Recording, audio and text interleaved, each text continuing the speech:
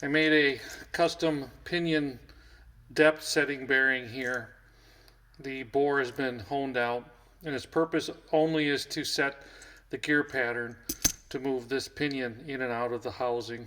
It never goes in the vehicle in the end. It's only for setting up the gear pattern. So the shims go right here, and this just slips on very carefully.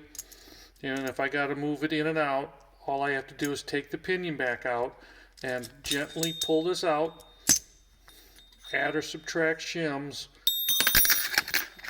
put everything back in there, slip this back in here, check the gear pattern one more time, and when I have the gear pattern satisfactory, this of course is with the differential preload, then this is no longer used and I press fit the final bearing on there.